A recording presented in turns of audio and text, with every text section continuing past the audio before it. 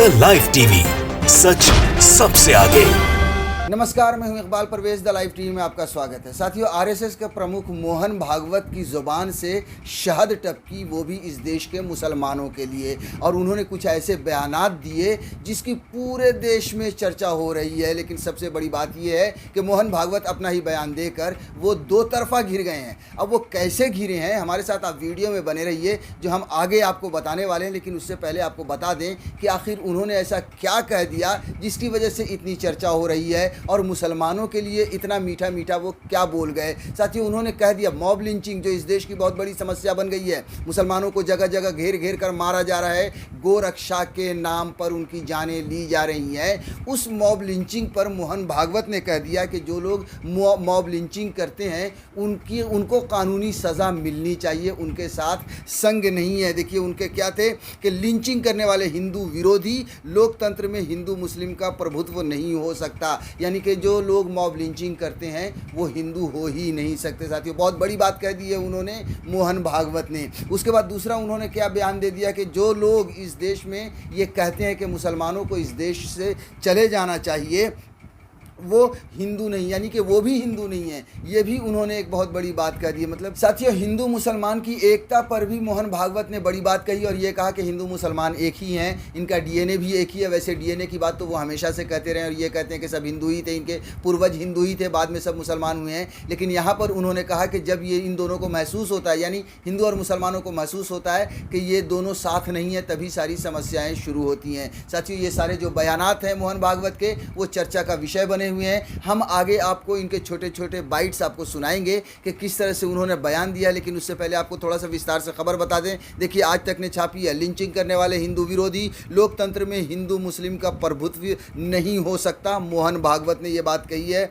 देखिए, और ये जो उसके बाद राष्ट्रीय स्वयं संघ के प्रमुख मोहन भागवत ने रविवार को कहा है कि सभी भारतीयों का डीएनए एक है। उन्होंने मुस्लिम राष्ट्रीय मंच द्वारा आयोजित किए गए एक कार्यक्रम में संबोधित करते हुए यह बयान दिया। भागवत ने कहा, सभी भारतीयों का डीएनए एक है, चाहे वे किसी भी धर्म के हों। उन्होंने लिंचिंग को लेकर कहा कि इसमें शामिल लोग हिंदुत्व के खिलाफ हैं, और लोकतंत्र में हिंदुओं या मुसलमानों का प्रभुत्व नहीं हो सकता। संघ प्रमुख भागवत ने कार्यक्रम में आगे कहा, हिंदू मुस्लिम एकता भ्रामक है, क्योंकि वे अलग नहीं हैं बल्कि एक हैं। पूजा करने के तरीके को लेकर लोगों के बीच अंतर नहीं किया जा सकता।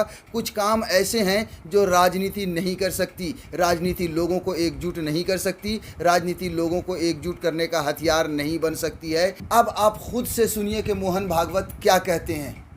हिंदू मुसलमान एकता, हमारा तो विचार ऐसा है कि ये शब्द ही बड़ा भ्रामक है। ये दो है ही नहीं, एकता की बात क्या है? इनको जोड़ना क्या है? ये जुड़े हुए हैं,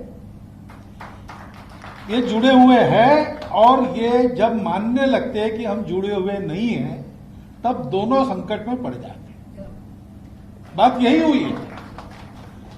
हम लोग अलग नहीं हैं, क्योंकि हमारे देश में ये परंपरा नहीं है कि आपकी पूजा अलग है इसलिए आप अलग हैं। आपने कहा ना, आप निराकार की श्रद्धा रखते हैं, हम निराकार के साथ आकार की भी श्रद्धा रखते हैं। बात ऐसी है कि एक व्यक्ति के नाते मुझे मेरी श्रद्धा एक पर ही रखनी पड़ेगी, हिंदुओं में भी।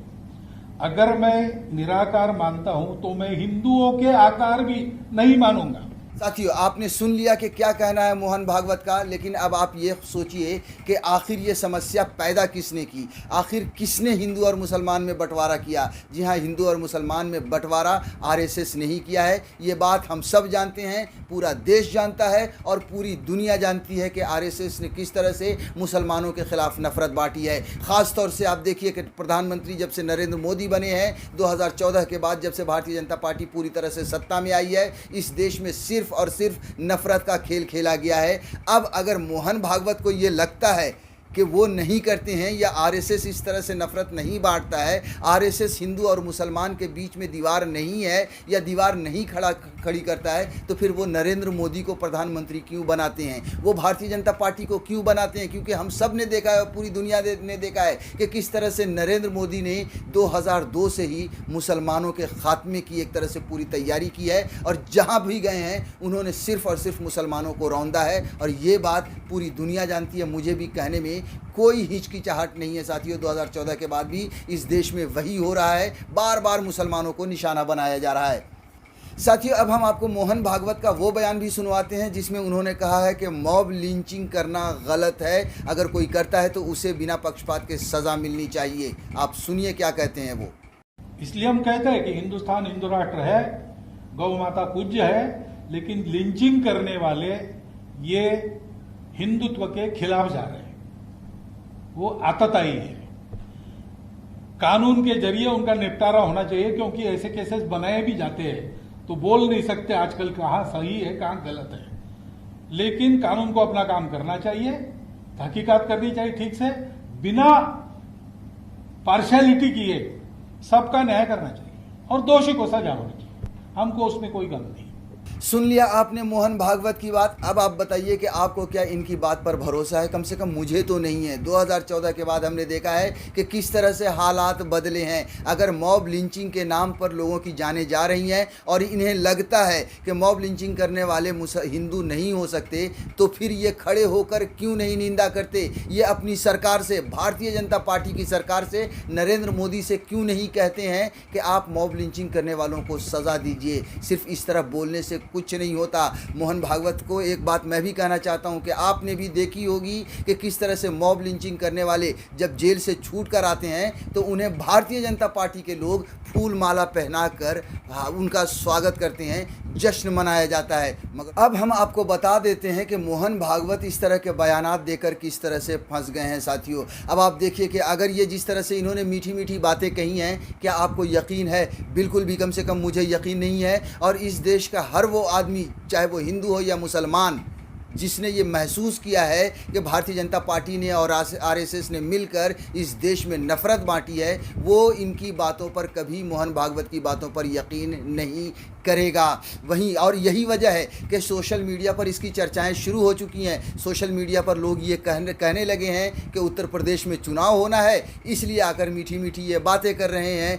सोशल मीडिया पर ये भी बातें होने लगी हैं साथियों कि पूरी दुनिया में जब भारतीय जनता पार्टी की जो थू-थू हो रही है, आरएसएस की जो थू-थू हो रही है, बीजेपी और नरेंद्र मोदी को पर लोग जो थू-थू कर रहे हैं और इमेज जो बिगड़ी है एक धर्म को टारगेट करने की वजह से, उस छवि को सुधारने के लिए ये मुसलमानों के मंच पर आए और मुसलमानों के मंच पर आकर इन्होंने इस तरह के मीठे मीठे बयानात दिए हैं। वहीं दूसरी तरफ जो अंधभक्त हैं उनको भी इनकी बात बहुत बुरी लगी है साथियों, ये आपको बता दूं, क्योंकि ये हमारा ही सिर्फ मानना नहीं है कि अंधभक्त इनसे गुस्सा हुए हैं, बल्कि मोहन भागवत ने खुद अपने बयान में, अपना जो भाषण दे रहे थे उसमें उन्होंने एक तरह से कहा है कि हमारे इस बयान का काफ़ी लोग स्वागत करेंगे और काफ़ी लोगों को बुरा भी लगेगा। उन्होंने क्या कहा है, आइए हम आपको सुनाते हैं। अगर संघ के नाते हम कोई बात कहते हैं, अब ये बात मैं कह रहा हूँ, तो इसकी हिंदू समाज में तो बहुत बड़ी चर्चा होगी। बहुत बड़ा वर्ग है जो इसका समर्थन करेगा, हमको कहेगा कि आपने बहुत अच्छा किया, ये पहल की। ऐसा भी वर्ग है जो खराब नहीं है, अच्छे इंसान है, लेकिन वो कहेंगे कि बस आप भी भोले बन गए। आप ये जरूर कहेगा, क्योंकि ठोकरे लगी है। तो सुन लिया आपने, मोहन भागवत भी ये मान रहे हैं कि बहुत बड़ा तबका है नफरतबाजों का जिनको इनकी बातें ठीक नहीं लगेगी, क्योंकि मुसलमानों के हक़ में, इनके मुसलमानों के लिए इनके मुंह से अच्छे अच्छे शब्द कैसे निकले। और ये यकीन भी की भी बात है साथियों, कैसे कोई यकीन कर ले? जाहिर है उन्हें भी यकीन नहीं होगा, पूरी दुनिया को यकीन नहीं होगा और हर कोई ये समझ रहा है। और यही बात, इसी बात की चर्चाएँ कई जगह पर देखी जा रही हैं कि ये सिर्फ़ और सिर्फ भारतीय जनता पार्टी की इमेज बनाने की, बचाने की कोशिश है, क्योंकि पूरी दुनिया में बीजेपी की इमेज खराब हुई है, क्योंकि एक धर्म को, मुसलमानों को बीजेपी ने टारगेट किया है। अगर वाकई में मोहन भागवत अपनी बात ईमानदारी से कह रहे हैं तो फिर उन्हें सबसे पहले नरेंद्र मोदी का साथ छोड़ना चाहिए, उन्हें सबसे पहले योगी आदित्यनाथ का साथ छोड़ना चाहिए, उन्हें सबसे पहले भारतीय जनता पार्टी का साथ छोड़ना चाहिए, क्योंकि ये ऐसी पार्टी है, ये ऐसे लोग हैं जिन्होंने मुसलमान की लाशों पर अपनी सत्ता की कुर्सी सजाई है। वाकई में अगर देश का भला चाहते हैं मोहन भागवत, तो फिर इन्हें इन लोगों का साथ, योगी आदित्यनाथ का साथ, नरेंद्र मोदी का साथ और भारतीय जनता पार्टी का साथ छोड़ना चाहिए। द लाइव टीवी, सच सबसे आगे।